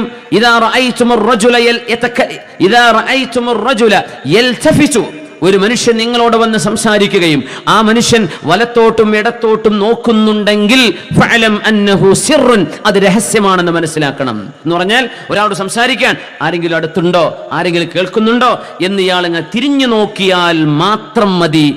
ഇത് പറയരുത് എന്ന് പിന്നെ പറയേണ്ട ആവശ്യമില്ല. ആ വിഷയം പിന്നെ പറയാൻ പാടില്ല പുറത്ത്. നമ്മൾ പറയും പുറത്ത് പറയരുത്, പുറത്ത് പറയരുതെന്ന് പറഞ്ഞാൽ അതും കൂടെ പറയും, എന്നോട് പറയരുത് എന്ന് പറഞ്ഞിട്ടുണ്ട് കേട്ടോ. പെണ്ണുങ്ങളാണ് എൻ്റെ ആൾക്കാർ. ഈ ആരോടും പറയണ്ടെന്ന് മറ്റുള്ളവരോട് പറയും. ഓൾ ഇതേപോലെ പറയും. അങ്ങനെ എല്ലാവർക്കും അറിയത് പറയരുത് എന്ന് പറഞ്ഞ മെസ്സേജ് പറഞ്ഞു നടക്കുകയാണ്. സുബ്ഹാനല്ലാഹ്. ഒരു മനുഷ്യൻ തിരിഞ്ഞു നോക്കിയാൽ നിങ്ങളോട് സംസാരിക്കുന്ന ഒരാൾ വഹുവ യൽതഫിതു യമീനം വശിമാല, വലത്തോട്ടും ഇടത്തോട്ടും ഇങ്ങനെ തിരിഞ്ഞു നോക്കുന്നുണ്ടെങ്കിൽ ആരും അറിയുന്നില്ലല്ലോ, ആരും കേൾക്കുന്നില്ലല്ലോ എന്നാണ് അയാളുടെ ചുറ്റുപാടെങ്കിൽ ആ മനുഷ്യൻ സമ്മതം തരാതെ ആ ന്യൂസ് പുറത്തുവിടാൻ പാടുള്ളതല്ല. ഫോൺ വിളിച്ച് ഉസ്താദുമാരെ പറ്റിക്കുന്ന ആൾക്കാർ, അതിന്റെ ലക്ഷ്യം എന്തോ ആകട്ടെ, ഫോൺ വിളിച്ചിട്ട് ആൾമാറാട്ടം നടത്തുക, ഫോൺ റെക്കോർഡ് ചെയ്യുക. ഒരു മനുഷ്യൻ സംസാരിക്കുന്നത് സ്വാഭാവികമായ സംസാരമാണ്. അത് റെക്കോർഡ് ചെയ്ത് ഔട്ട് ചെയ്യേണ്ടതോ പൊതുജനങ്ങൾ അറിയിക്കേണ്ടതോ അത് വേറെ വിഷയം. അത് അറിയിക്കാതെ ഫോണുകളിൽ റെക്കോർഡിംഗ് സോഫ്റ്റ്വെയർ വെക്കുക, എന്നിട്ട് പറയുന്നതും പോകുന്നതും റെക്കോർഡ്. ആരറിയുന്നുണ്ടോ ഇത്? ഒരു മനുഷ്യൻ സ്വാഭാവികമായ വർത്തമാനങ്ങളിൽ എന്തൊക്കെ സംസാരിക്കും? അതൊക്കെ ഒരു ഒഫീഷ്യൽ ടോക്കാണോ? അല്ലല്ലോ. ഒരു പത്രസമ്മേളനത്തിന് വന്ന് പത്രക്കാരുടെ മുമ്പിൽ പേപ്പർ വെച്ച് പറയുന്ന പോലെയാണോ നമ്മളൊക്കെ ഫോൺ ചെയ്യുന്നത്? അല്ലല്ലോ. ആ ഫോൺ കോൾ റെക്കോർഡ് ചെയ്തിട്ട് കുടുംബകലഹത്തിന് തെളിവത, അവൾ ഇങ്ങനെ പറഞ്ഞു, അവളെ ഫോൺ കോൾ എന്റെ കയ്യിലുണ്ട്, അവളുടെ വാപ്പ ഇത് പറഞ്ഞു, എന്റെ ഫോണിൽ റെക്കോർഡുണ്ട്. അത് ഐബാൻ, മോശമാണ് നീ ആ പറയുന്നത്. ആ മനുഷ്യന്റെ സമ്മതമില്ലാതെ നീ എങ്ങനെ അത് റെക്കോർഡ് ചെയ്തു? അത് പൊരുത്തമില്ലാത്ത വിഷയമാണ്. അതിൽ അഭിമാനിക്കല്ലേ വേണ്ടത്. നീ വിചാരിക്കും നിനക്ക് തെളിവ് കിട്ടിയെന്ന്. അള്ളാഹുവിന്റെ മുമ്പിൽ നീ അപരാധം ചെയ്തതിന്റെ തെളിവാണത്.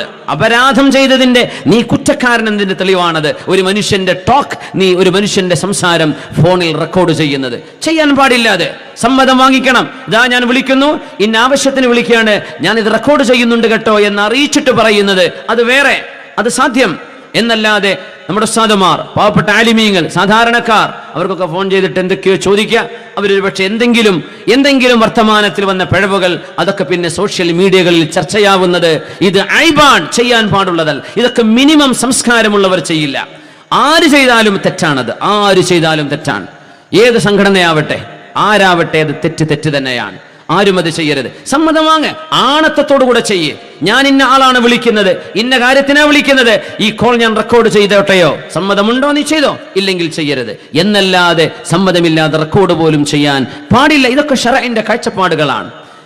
റസൂലുള്ളാഹി ഞങ്ങൾ പറയുന്നു, സുദ്ദീഖേ, നിങ്ങളുടെ വീട്ടിൽ ആ കൂടെയുള്ളവരൊക്കെ ഒന്ന് മാറി നിന്നോട്ടെ, അവരൊക്കെ ഒന്ന് മാറി നിൽക്കാൻ വേണ്ടി പറയേ. അപ്പോഴാ സുദ്ദീഖ് എന്നവർ, നബിയെ ഇന്നമാഹും അഹ്ലുക്, അവരെ പറ്റി പേടിക്കേണ്ടതില്ല നബിയെ. എന്നെ നിങ്ങൾക്ക് വിശ്വാസമുണ്ടോ? എന്റെ കുടുംബമാണത്, അവർക്ക് ഞാൻ അച്ചടക്കം പഠിപ്പിച്ചിട്ടുണ്ട് നബിയെ. അങ്ങയുടെ ഒരു സ്വകാര്യം അള്ളാഹുവിന്റെ റസൂലെ അവർ പരസ്യപ്പെടുത്തുകയില്ല. അങ്ങനെ നബി തങ്ങൾ മക്കളുടെ മുമ്പിൽ വെച്ചിട്ട് പറയാൻ പോകുന്ന വിഷയം മറ്റൊന്നുമല്ല, ഹിജ്റ പോകാൻ അള്ളാഹു സമ്മതം തന്നിരിക്കുന്നു എന്ന് പറയാനാണ് വന്നത്. സ്വഹാബികൾ മുഴുവനും മദീനത്ത് എത്തിക്കഴിഞ്ഞു. അള്ളാഹുവിന്റെ റസൂലും സിദ്ദീഖ് എന്നവരും അലി റളിയല്ലാഹു അൻഹുമാണ് ഇനി മക്കത്തുള്ളത്. അള്ളാഹു നബിക്ക് മദീനത്തേക്ക് പോയിക്കോളൂ നബിയേ എന്ന് സമ്മതം കൊടുത്തതിന്റെ വിവരം പറയാൻ വന്നതാണ് ആ നട്ടുച്ച നേരത്ത്. അല്ലാഹുവിന്റെ റസൂൽ പറഞ്ഞു, ഖദ് ഉദിന ലീ ബിൽ ഹിജ്റ, ഹിജ്റ പോകാൻ എനിക്ക് സമ്മതം കിട്ടി അബൂബക്കറേ.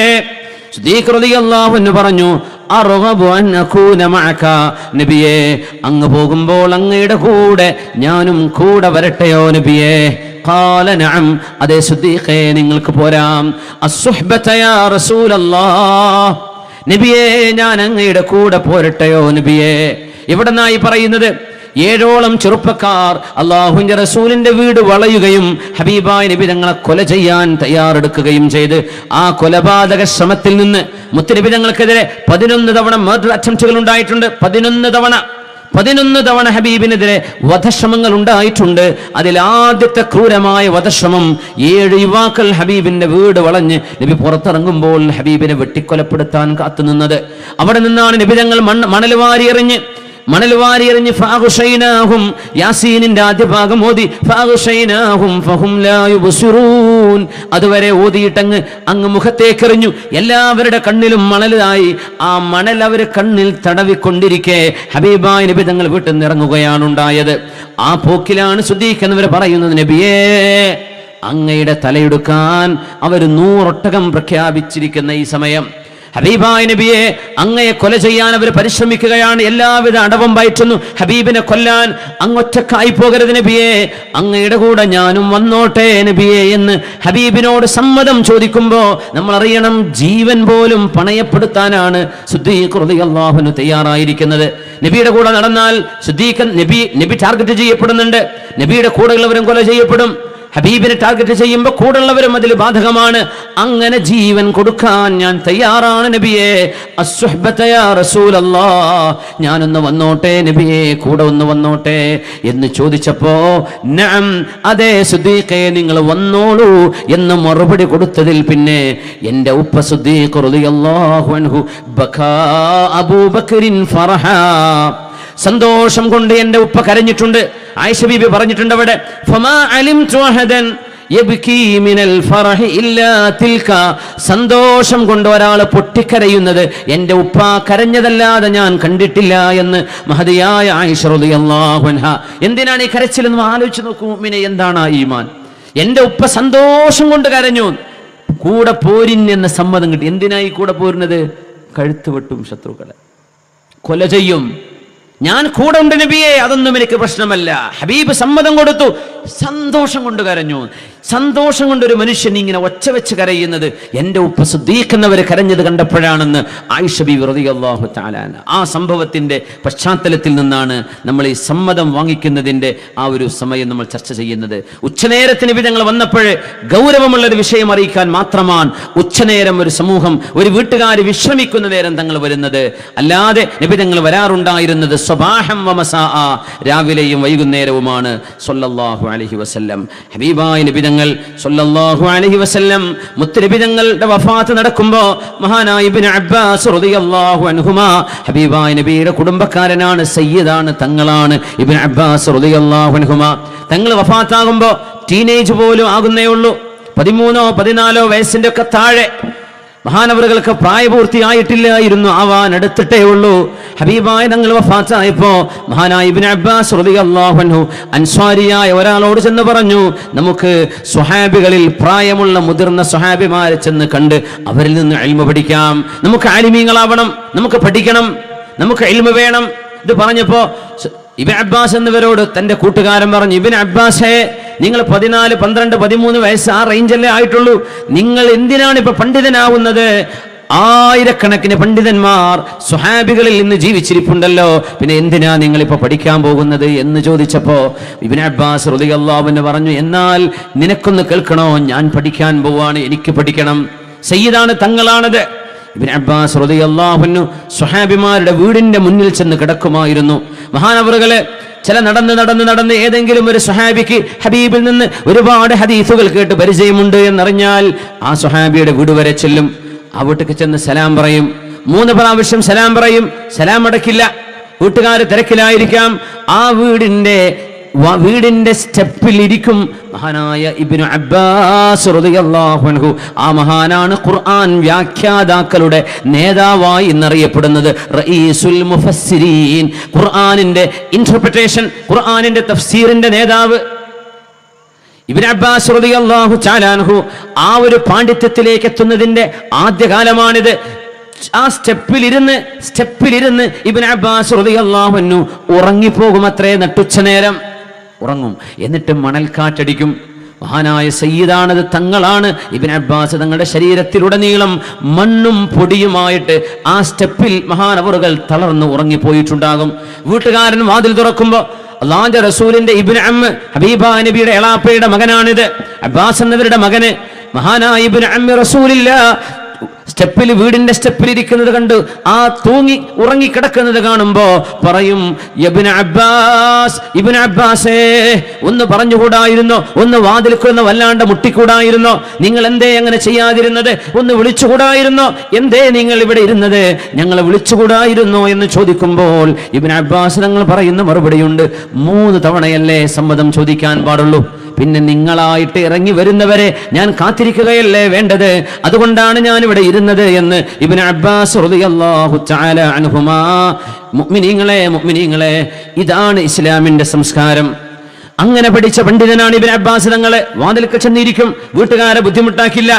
അതുകൊണ്ടാണ് ശറഅ് പറയുന്നത് 3 പ്രാവശ്യം സമ്മതം ചോദിക്കണം, എന്നിട്ട് സമ്മതം തന്നില്ലെങ്കിൽ തിരിച്ചു പോരണം, അവിടെ പിറുപുറത്ത് നിൽക്കരുത്. ഒരു വീട്ടുകാർ കണ്ടോ, വലിയ വീട് വെച്ചു, അവർ വാതിൽ തുറക്കില്ല, അങ്ങനെയൊന്നും പറയരുത്. നിന്നെ ആരും വിളിച്ചു വരുത്തിയതല്ലല്ലോ, നീയായിട്ട് വന്നതല്ലേ, ആ വീട്ടുകാരുടെ സമയവും സന്ദർഭവും, അവർക്ക് എന്തെല്ലാം ജോലി തിരക്കുകൾ ഉണ്ടാകും, എന്തെല്ലാം കാര്യങ്ങൾക്ക് ഒരുങ്ങാനുണ്ടാകും. എയർപോർട്ടിലേക്ക് പോകാൻ നിൽക്കുന്നവർ കാണും, 1 മണിക്കൂർ സമയം കൊണ്ട് പാക്ക് ചെയ്യണം. അതിഥികൾ വന്നാൽ പാസ്പോർട്ട് എടുക്കാൻ മറന്നു, ടിക്കറ്റ് എടുക്കാൻ മറന്നു, എന്തെങ്കിലും അബദ്ധങ്ങൾ സംഭവിച്ചാൽ ഒരു യാത്ര ഇങ്ങ് മുടങ്ങിപ്പോയേക്കും. അതുകൊണ്ട് നീയായിട്ട് വരുമ്പോ അവര് നിനക്ക് സമ്മതം തന്നില്ലെങ്കിൽ ഫർജ്, നിങ്ങൾ തിരിച്ചു പോരണം. അവിടെ ആ വീട്ടുകാരെ ചീത്ത പറയരുത്. മഹാന്മാരെ പറയാ, നീ പോയത് വെറുതെയാണ്, പക്ഷെ തിരിച്ചു പോരുമ്പോ നിന്റെ ചുമലിൽ പാപങ്ങളുമായിട്ടാണ് നീ പോരുന്നത്. ആ വീട്ടുകാരെ ഗീബത്ത് പറഞ്ഞു, അവരെ കുറ്റം പറഞ്ഞു. എന്തിനു കുറ്റം പറയണം? അവരെ നിന്നെ വിളിച്ചു വരുത്തിയതല്ലോ, നീയായിട്ട് പോയതല്ലേ. അവര് സമ്മതം തന്നില്ല, നീ തിരിച്ചു പോ. നിങ്ങൾക്ക് സമ്മതം ലഭിച്ചില്ലെങ്കിൽ തിരിച്ചു പോരണം എന്ന് റസൂലുള്ളാഹി സ്വല്ലല്ലാഹു അലൈഹി വസല്ലം. നമ്മൾ ഒരാളെ സന്ദർശിക്കുന്നത് അള്ളാഹുവിന് വേണ്ടിയായിരിക്കണം. അങ്ങനെയാണെങ്കിൽ പിന്നെ അവിടെ പ്രയാസം ഉണ്ടാവില്ല. ആ വീട്ടുകാരൻ പൊയ്ക്കോന്ന് പറഞ്ഞാൽ ഒന്ന് പോരണം. മഹാനായ സെയ്ദ് തങ്ങളാണെന്ന് തോന്നുന്നു, ഹദീസിൽ കാണാൻ കഴിയും, എനിക്ക് പേര് കൃത്യമായിട്ട് ഓർമ്മ വരുന്നില്ല. സെയ്ദ് ബിൻ സാബിത്ത് എന്നവർ പറഞ്ഞു, എനിക്ക് തോന്നുന്നു, അല്ലാഹു അലം. ഒരു സ്വഹാബി പറയാ, എനിക്ക് ആഗ്രഹമുണ്ടായിരുന്നു എപ്പോഴെങ്കിലും ആരുടെയെങ്കിലും ഒരു വീട്ടിൽ ചെന്നിട്ട് സലാം പറഞ്ഞ് സമ്മതം ചോദിച്ചിട്ട് അവര് നിങ്ങൾ പൊയ്ക്കോ എന്നൊന്ന് പറഞ്ഞു കിട്ടിയാൽ, അള്ളാഹു അങ്ങനെ ഒരു കാര്യം ചെയ്യാൻ പറഞ്ഞല്ലോ, അതൊന്ന് ചെയ്യാൻ ആഗ്രഹമുണ്ടായിരുന്നു. പക്ഷെ ഇതുവരെ ആരും അങ്ങനെ പൊയ്ക്കോ എന്ന് പറഞ്ഞില്ല. അങ്ങനൊന്ന് പറഞ്ഞാൽ, നിങ്ങളോട് പൊയ്ക്കോളൂ എന്ന് പറഞ്ഞാൽ വാതിൽ തുറന്നു തരില്ല എന്ന് പറഞ്ഞാൽ എനിക്ക് തിരിച്ചു പോരാമായിരുന്നല്ലോ എന്ന് പറഞ്ഞ ഒരു സന്ദർഭമുണ്ട്. അങ്ങനെ ഒരു അവസരം കിട്ടിയില്ല. എന്തേ? അതും അള്ളാഹുവിനെയുള്ള അനുസരണയാണ്. മഹാനായ ഇമാം ഗസാലി എന്നവര് ഹുജ്ജത്തുൽ ഇസ്ലാം ഗസാലി തങ്ങള് ജുനൈദ് ബിൻ മുഹമ്മദുൽ ഖവാരീരിയുടെ ഒരു സംഭവം പറയുന്നുണ്ട്. ജുനൈദ് ബിൻ മുഹമ്മദുൽ ഖവാരീരി റഹ്മഹുല്ലാ പ്രഗത്ഭനായ പണ്ഡിതനാണ്. ആ മഹാനുഭാവന്റെ ശിഷ്യൻ ഉസ്താദിനെ വീട്ടിലേക്ക് വിളിക്കുകയാണ്. വീട്ടിലേക്ക് വിളിച്ചപ്പോ ഉസ്താദ് വന്നു. മഹാനായ ജുനൈദ് തങ്ങൾ, ജുനൈദുൽ ബഗ്ദാദി അല്ല, ജുനൈദ് ബിൻ മുഹമ്മദുൽ അൽ ഖവാരീരി റഹ്മത്തുള്ളാഹി അലൈഹി വീട്ടിലേക്ക് വന്നപ്പോൾ ശിഷ്യന്റെ വാപ്പ, മൂപ്പർക്ക് അറിയില്ല അത് മോന്റെ ഉസ്താദാണെന്ന്, പൊയ്ക്കോളൂ എന്ന് പറഞ്ഞ് വാപ്പ ആട്ടി വിട്ടു ഉസ്താദിനെ. മൂപ്പര് തിരിച്ചുപോയി. ശിഷ്യൻ പിറ്റേന്ന് വന്ന്, പൊന്നാര ഉസ്താദെ, എൻ്റെ വാപ്പയായിരുന്നു അത്, ക്ഷമിക്കണം ഉസ്താദ്, നാളെ ഒന്ന് വീട്ടിലേക്ക് വരണം കേട്ടോ. പിറ്റേന്നും ഈ മഹാൻ ചെന്നു. അന്നും വാപ്പ ആട്ടി വിട്ടു. വാപ്പ കടത്തിയില്ല. എന്ത് ചില വാപ്പാരുണ്ടാവും അങ്ങനെ. മക്കൾക്ക് ഭയങ്കര ദീനീബോധവും സംസ്കാരവും മൊറാലിറ്റിയും കോമൺ സെൻസൊക്കെ ഉണ്ടായിരിക്കാം. അത് മാതാപിതാക്കൾക്ക് അതുപോലെ ഉണ്ടായിരിക്കണമെന്നില്ല ചില കേസുകളിൽ. വാപ്പ ആട്ടിവിട്ടു ഈ ഉസ്താദിനെ. ആരെ? ജുനൈദ് ബിൻ മുഹമ്മദുൽ ഖവാരീരി തങ്ങളെ. തിരിച്ചു പോന്നു. മൂന്നാമത്തെ ദിവസവും വിളിച്ചു ഉസ്താദിനെ. ശിഷ്യന് ഭയങ്കര നാണക്കേടായി, തിരിച്ചുപോയി. വന്നു, വാപ്പ കടക്കാൻ വിട്ടില്ല. നിന്റെ ഒരു ഉസ്താദ് എന്ന് പറഞ്ഞിട്ട് വാപ്പ കടക്കാൻ വിട്ടാണ്ട് ഉസ്താദിനെ തിരിച്ചയച്ചു. 4ാമത്തെ ദിവസം ചെന്ന് വിളിച്ചു ശിഷ്യൻ. ഉസ്താദേ, ക്ഷമിക്കണം കേട്ടോ, ഇന്ന് വാപ്പ സമ്മതിക്കുമായിരിക്കും, ഒന്ന് വരീൻ. വീട്ടിൽ ഭക്ഷണം ഉണ്ടാക്കി കൊടുത്ത് വിളിക്കണതേ. 4ാമത്തെ ദിവസം വിളിച്ചിട്ടും വാപ്പ കടക്കാൻ വിട്ടില്ല. പിന്നെ ശിഷ്യൻ നാണക്കേടുകൊണ്ട് വിളിച്ചില്ല ഉസ്താദിനെ. പക്ഷെ ഉസ്താദ് പറഞ്ഞു, മോനെ, ഞാൻ വന്നത് അള്ളാഹുവിനെ ഉദ്ദേശിച്ചു. നീ ഒരാളൊരു മുസ്ലിമായ മനുഷ്യൻ ക്ഷണിച്ചാൽ പോകണല്ലോ. നീ എന്നെ ലോകാവസാനം വരെ വിളിച്ചാലും ഞാൻ വന്ന് വരികട്ടോ, ഞാൻ തിരിച്ചു പോരും ചെയ്യും തന്നില്ലെങ്കിൽ. പക്ഷെ നീ വിളിച്ചതിന് ഞാൻ ഉത്തരം തരും എന്ന് പറഞ്ഞ മഹാനാണ് ജുനൈദ് ബിൻ മുഹമ്മദുൽ ഖവാരീരി റഹ്മത്തുള്ളാഹി അലൈഹി. അതിൻ്റെ പാഠം എന്താണെന്നറിയോ? നമ്മൾ വരുന്നതും പോകുന്നതും അള്ളാഹ്ക്ക് വേണ്ടിയാണ്. അവിടുന്ന് പൊയ്ക്കോളൂ എന്ന് പറഞ്ഞാൽ അവനെ പിറുപിറുക്കാൻ പാടില്ല. ആ വീട്ടുകാരെ ചീത്ത വിളിക്കരുത്. അവർ വല്ല അഹങ്കാരികളാ, ഈ ഡയലോഗൊന്നും പറയരുത്. അതൊക്കെ നിനക്ക് തിന്മയായിട്ട് ഭവിക്കും. അത് അവരുടെ വീട്, അവരുടെ സ്വകാര്യതയാണ്. ആ സ്വകാര്യതയെ ബ്രേക്ക് ചെയ്യാൻ നീ വന്നു, അവർ സമ്മതിച്ചില്ല, അത്രയല്ലേ ഉള്ളൂ. നീയായിട്ട് പോയി, നീയായിട്ട് തിരിച്ചു വാ. സമ്മതം നൽകപ്പെട്ട് നിങ്ങളെ വിളിച്ചു വരുത്തി ക്ഷണിച്ചു വരുത്തിയതാണെങ്കിൽ ഇതൊന്നുമല്ല നിയമം. ക്ഷണിച്ചു വരുത്തിയത് ആതിഥ്യ മര്യാദ ഇസ്ലാമിൻ്റെ വളരെ മനോഹരമായ മറ്റൊരു വിഷയമാണ്. അത് പിന്നീട് നമുക്ക് ചർച്ച ചെയ്ത് പഠിക്കാം. അല്ലാഹു സുബ്ഹാനഹു വ തആല ഇത്രയും ഈ വീടിൻ്റെ വാതിൽ തുറക്കും മുമ്പേ നമ്മളോട് അനുവർത്തിക്കാൻ പറഞ്ഞ അച്ചടക്ക നടപടികളാണ്. ഇതിനെ അവസാനിപ്പിക്കുന്നതിന് മുമ്പ് വാതിൽ മുട്ടണം എന്ന് പറയുന്നു. ഇന്ന് ബെല്ലുകളുണ്ട്. അന്ന് നബി തങ്ങളുടെ കാലത്ത് വാതിൽ മുട്ടുകയാണ്. ബെല്ലില്ലെങ്കിൽ എങ്ങനെയാ മുട്ടേണ്ടത്? കൈ കൊണ്ട് ഇങ്ങനെ അടിക്കുകയാണോ വേണ്ടത്? കൈയിൻ്റെ വിരലിൻ്റെ ബാക്ക് കൊണ്ട് മുട്ടാണോ വേണ്ടത്? എങ്ങനെയാണത് ചെയ്യേണ്ടത്? ഹബീബായ നബി തങ്ങളുടെ മര്യാദയുണ്ട്. കാനത്ത് സ്വഹാബത്തു റളിയല്ലാഹു അൻഹും യഖറഊന ബാബൻ നബി സ്വല്ലല്ലാഹു അലൈഹി വസല്ലം ബിൽ അദാഫീർ. വിരലുകളുടെ നഖം കൊണ്ടായിരുന്നു സ്വഹാബിമാർ ഹബീബായ നബി തങ്ങളുടെ വീടിൻ്റെ വാതിൽക്കൽ മുട്ടിയിരുന്നത്. വീടിൻ്റെ നഖം കൊണ്ട് ഇങ്ങനെ മുട്ടാവൂ, ഇങ്ങനെ കൈ കൊണ്ടല്ല, അടിക്കുകയല്ല. നമ്മളൊക്കെ ശരിക്കും സ്ലാപ്പ് ചെയ്യാണ്, അല്ല, നഖം കൊണ്ട്, വിരലിൻ്റെ നഖം കൊണ്ട് ഇങ്ങനെ മുട്ടാൻ പാടുള്ളൂ. അത്രയും അദബ് ഒരു മനുഷ്യൻ്റെ വീടിനുണ്ട്. അത് വാടക വീടാണെങ്കിലും ചെറ്റക്കുടിലാണെങ്കിലും മണിമാളികയാണെങ്കിലും നമുക്കിന്ന് കോളിംഗ് ബെൽ സംവിധാനമുണ്ട്, അത് ഉപയോഗിക്കാം. പക്ഷേ അടിയോടടി ചിലരിടങ്ങണ്ട് ചെന്ന് നോക്കുമ്പോൾ ഏതെങ്കിലും ആൾക്ക് റെസിപ്റ്റ് വന്നതാക്കാരം ആ ഉറങ്ങിക്കിടക്കുന്ന നേരത്തായിരിക്കും വന്നിട്ടുണ്ടാവുക. യാ അള്ളാഹ്, എന്തൊരു പ്രയാസപ്പെടുത്തലാണത്. ആ വീട്ടുകാരെ പ്രയാസപ്പെടുത്തി ഇടങ്ങേറാക്കിയിട്ട് അങ്ങനെ ചെയ്തു പോകരുത്. ഒരു മനുഷ്യന്റെ സ്വകാര്യത അള്ളാഹുവിൻ്റെ ദീൻ അംഗീകരിച്ചു കൊടുത്ത് നമ്മൾ അംഗീകരിച്ചേ പറ്റൂ. റസൂലുള്ളാഹി സ്വല്ലല്ലാഹു അലൈഹി വസല്ലമ തങ്ങളെ ഒരുപാട് ആളുകൾ കാണാൻ വന്ന് ഹബീബായ നബി തങ്ങളെ ബുദ്ധിമുട്ടാക്കിയ ഒരു നേരത്ത് പരിശുദ്ധമായ ഖുർആൻ ഇറക്കിയ ആയത്താണ് ഈ ചർച്ചയുടെ ആദ്യ ഭാഗത്ത് ഞാൻ ഊതിവെച്ചത്. റസൂലുള്ളാഹി സ്വല്ലല്ലാഹു അലൈഹി വസല്ലം